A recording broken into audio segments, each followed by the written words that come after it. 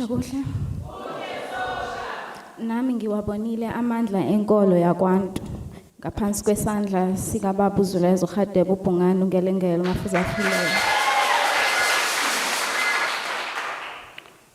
Lokhulumayo uzama ozala intombi akakhumalo uMntungu ombulazi kaMashobane mina ngadlula iminyaka ngendawo. Ozala insizwa kaMlangeni ogaselo sicolo ndlangamandla omgedeza. Masosha ngizobonga ngaphansi kwesandla senkolo yakwantu. Umntwana la eceleni ukhulele esibhedlela ephume ngena ehlale ICU theater u2 weeks nje singabuyeli lesibhedlela bomkhulu bekuyimpilo nje every week siyaphuma siyangena avela shintshe nje umntwana enza izinto engingazazi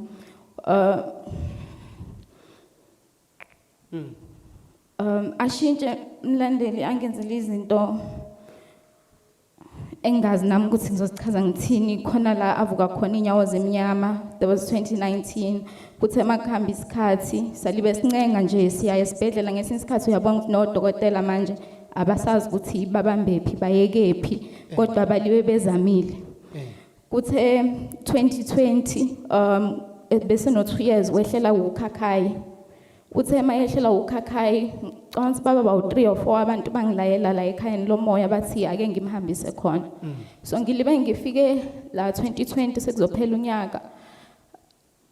Nginonyaka manje ogcwele imfi ngingayazi impilo yokuvuka ngo1 ngo2 ngo3 sengise ambulanceni sengise cabin.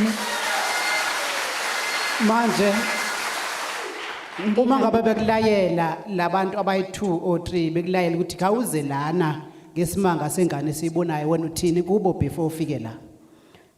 Ngiyabuza ngithi mina ebo angisazi manje ukuthi ngiyapi ngihambile ngilayeliwe kwathi uhamba kumama kaShempu uzokusiza ahamba kubani uzokusiza ngiye khona kube ngathi umntwana uyalulama kuphinde kuqale phansi. Noma kuqala phansi kuzobe sokuyinto ehlukile sekuxakile ukudlula lo kade ngikhambele ekuqaleni. No ubona ukuthi noma ngathi ngihambisa esibhedlela nasesibhedlela la abazi ukuthi bazothi yini ngiyobe kahle hle ngiyaqeda ngawo. So uhamba uzame kuphinde kuqale phansi kubuye kube cayi nakuqala mlandeli. So kulonyaka lo osugcwele emfi ngathonga ubaba imboni. Ngimthonga ngathi sisekhayeni kugcwele uthi ucela abanezingane ezigulayo ufake ingubo yakhe eblue bese wafaka ingubo yokubamba ngaphezulu. Ucela abanezingane ezigulayo bazilethe kuyena. Bahambise babe babili phambi kwami bese ngimhambiseke naye umntwana ofike wamkhulekela bese kwakhona into ayishoyo engayikhumbula ukuthi iwayethini kodwa ever since lelo thongo lelo umntwana wakhuleka. Ingane yavela lulama. Wabonile Zulokhanya uthi ingane after ubaba efike ngethongo ethi lithana abantwana phambili abahlojwa abantwana wafika ubaba ngethongo kuye umntwana since from then wavela waba right umntwana ulibe right lokho mlandeli noma egula bekuba khona isikhathi la khwehlela khona igazi. Make ukwenzeka lokho bese ngazi vele ukuthi siye ICU siye high care nje because bekusuke ku critical ngempela avele shintshe nje umbona ukuthi uyaphela kwasendleleni.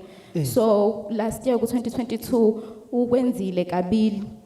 But bengizela na ekhayeni ngimphuzisa utswayi uyalithanda naye alikhothe mama acela utswayi alikhothe siphuzise leyo antibiotic a recover akusadingi nokuthi si admitwe nisho odokotela bakho uyabona nje ukuthi bayazibuza baziphendula ukuthi kwenzakalani because sesiza ngama appointments lento yokuthi ngiyafona ebusuku ngiyaphenika angisazi ukuthi ngenze njani abasayazi.